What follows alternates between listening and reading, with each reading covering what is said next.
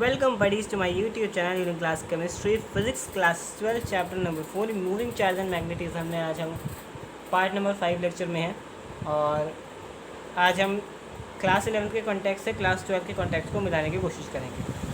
So class 12 में अब हमने पढ़ा है चैप्टर 4 में कि मूविंग चार्ज जो होते हैं मैग्नेटिज्म में तो वो करते हैं कि सर्कुलर मोशन करते हैं अगर वो 90 डिग्री पर एंटर करे कि मैग्नेटिक फील्ड में 90 पे ना करें तो वो हेलिकल मोशन करते हैं और 90 पे करें तो वो सर्कुलर मोशन करते हैं।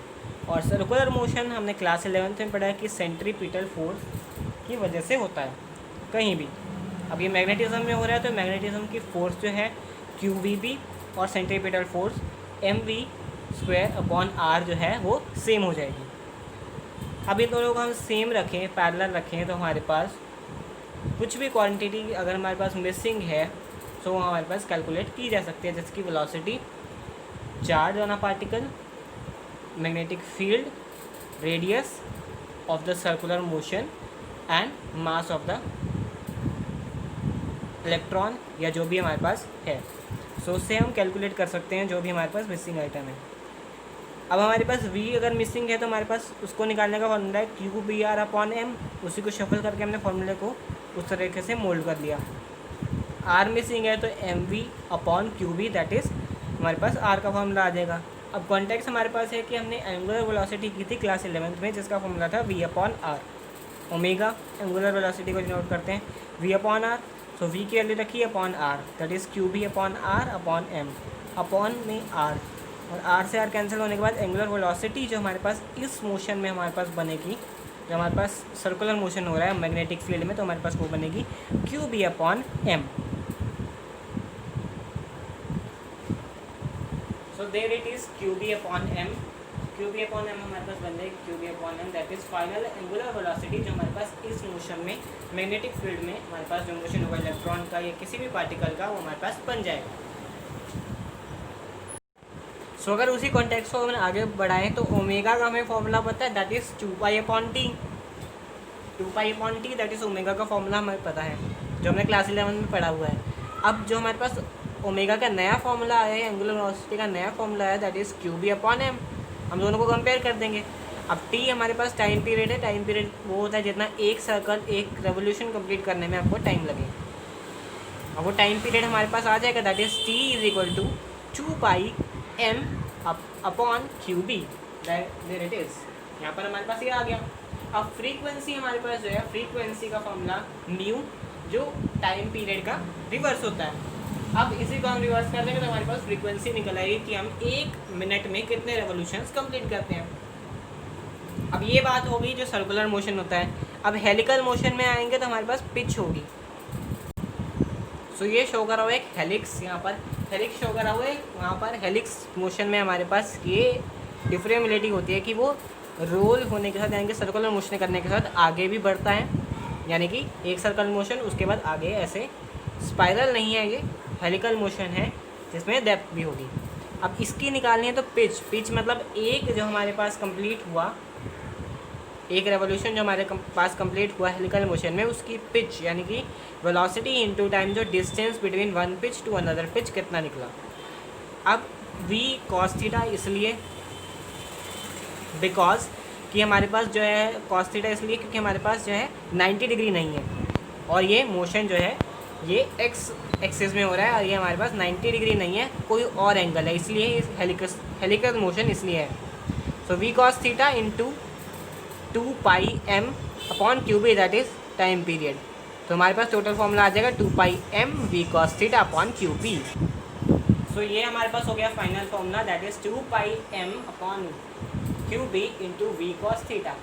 cos θ जितने एंगल पे ये होगा हेलिकल मोशन, जितने एंगल पे हमने मैग्नेटिक फील्ड पर छोड़ा होगा उतने ही एंगल हमें मिल जाएगा। एंगल हमें पता होगा कितने एंगल पे हमने इसको जो है सस्पेंड किया है। नेक्स्ट टॉपिक की बात करें तो वह लॉरेंट्ज फोर्सेस। इसमें काफ़ी सिंपल सा है। लॉरेंट्ज फोर्सेस में अगर हमारे पास electric field and magnetic field दोनों जगह पर दोनों हैं एक ही समय पर, और अगर उसमें हम कोई चार्ज पार्टिकल को मूव कराते हैं तो उसमें जो इलेक्ट्रिक फील्ड लगेगी और जो मैग्नेटिक फील्ड फोर्स लगेंगे, जो दोनों फोर्सेस लगेंगे उन दोनों का एल्जेब्रिक सम ही हमारे पास, या वेक्टर सम ही हमारे पास जो है लॉरेंट्ज फोर्सेस कहलाता है। अब फोर्स जो है इलेक्ट्रिक फील्ड से जो लगता है वो है F is equal to Q into E. जो हमारे पास फर्स्ट लिखा हुआ है वो है F is equal to Q into E, और जो हमारे पास फोर्स जो है मैग्नेटिक फील्ड की वजह से लगता है that is q into v vector into B vector. अगर वेक्टर में लेना तो वेक्टर में लीजिए। अगर हमारे पास फोर्स जो है, अगर हमारे पास 90 डिग्री पर है तो हम क्या है सम इसका एल्जेब्रिक सम भी ले सकते हैं। तो हमारे पास दोनों फोर्स को अगर हम मर्ज कर देंगे तो हमारे पास लॉरेंट्ज फोर्स आ जाएगा। लॉरेंट्ज फोर्स हमारे पास होती है F vector is equal to Q into E vector plus v vector into B vector. Q charge, E electric field, v velocity and B is equal to magnetic field, और F हमारे पास force जो निकल आएगी। सो यही हमारे पास लॉरेंट्ज force है, इसी को हम लॉरेंट्ज फोर्स का नाम देंगे। काफ़ी छोटा सा फोर्स है, काफ़ी आसान फोर्स है, and that is very easy topic. So अगला टॉपिक हमारे पास है बायो-सैवर्ट्स लॉ। बायो-सैवर्ट्स लॉ एक इजी लॉ है और हमारे पास एक इम्पॉर्टेंट लॉ आता है इस चैप्टर का। पहले बात यहाँ पर हम कंसीडर करेंगे एक वायर, एक करंट कैरिंग वायर हम कंसीडर करेंगे जिससे आई करंट फ्लो हो रहा है। उसके नियर बाय हम एक पॉइंट मान लेंगे, सपोज करते हैं एक पॉइंट पी है उसके, सपोज वहाँ पर हमने निकालना है कि उतनी मैग्नेटिक फील्ड उसके अराउंड, पी पॉइंट के अराउंड कितनी होगी। अब स्ट्रेट लाइन वहाँ से हम लगाते हैं कि एक पॉइंट हमने ले लिया DL, बहुत छोटा पॉइंट लेंगे ताकि हम उसको बाद में इंटीग्रेट करके पूरे जो वायर है उसके अराउंड का मैग्नेटिक फील्ड जो है वो निकाल पाए पी पॉइंट पर कितना लग रहा है। सो DL हमने ले लिया। DL लेने के बाद हम उस P पॉइंट से ज्वाइन कर देंगे, और P पॉइंट से ज्वाइन करने के बाद DL से जो हमारे पास थीटा बनेगा वायर का, और उस जो स्ट्रेट लाइन हमने खींची है P पॉइंट तक उसके बीच का जो एंगल बनेगा उसको हम थीटा ले लेंगे।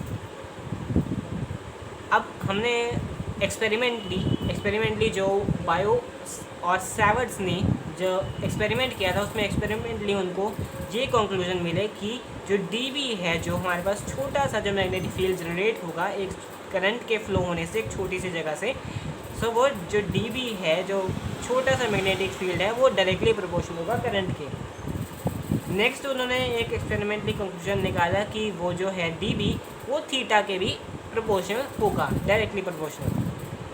अब dB जो है वो DL, जो छोटा सा DL हमने लिया है एक वायर का, वो भी डायरेक्टली प्रोपोर्शनल होगा dB के, मतलब जितना ज़्यादा लेंथ लेंगे उतनी ही ज़्यादा जो है मैग्नेटिक फील्ड प्रोड्यूस होगी। अब R जो डिस्टेंस है वो P से और वायर तक का DL का डिस्टेंस है, वो इन्वर्सली प्रोपोर्शनल होने वाला है इन्वर्स स्क्वायर। R का इन्वर्स स्क्वायर जो है वो इन्वर्सली प्रोपोर्शनल है मैग्नेटिक फील्ड के। अब इन चारों को हम कोलैब कर देंगे तो इससे नया फॉर्मूला हमारे पास जनरेट होगा, that is dB is proportional to I DL sine theta and inversely proportional to R square.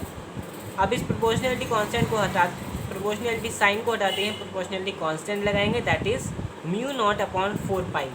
अब mu naught upon 4 pi free space के लिए, म्यू नॉट अपॉन 4 पाई को पहले तो कहते हैं परमेबिलिटी।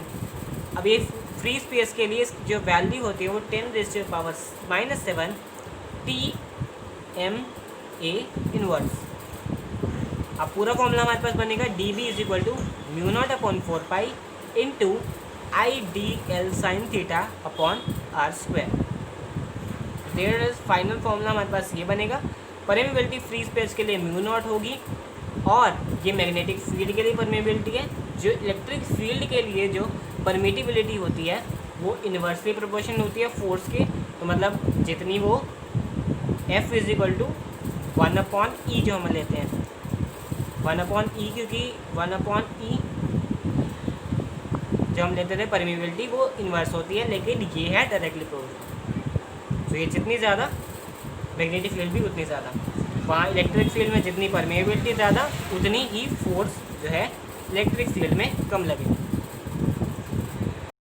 अब बायो-सैवर्ट्स लॉ के वेक्टर फॉर्म की बात करें तो हमारे पास आएगा dB is equal to mu naught upon 4 pi into I into DL vector into R। Cross r vector upon r cube. अब आर वेक्टर जो हमने लिया है वो आर कैप है, जो कि हमारे पास डायरेक्शन बताएगा, इसलिए आर से आर कैंसिल होके वही आर स्क्वायर हमारे पास जो है फाइनल फॉर्म आ जाएगी, जो हमारे पास साइन थीटा वाली फॉर्म है, क्योंकि दो क्रॉस प्रोडक्ट करेंगे उसका साइन थीटा हमारे पास आ जाएगा, और साइन थीटा आते ही हमारे पास I D L sine theta upon R square आ जाएगा। बाकी आगे हम कंप्लीट कर लेंगे इसकी एप्लीकेशंस।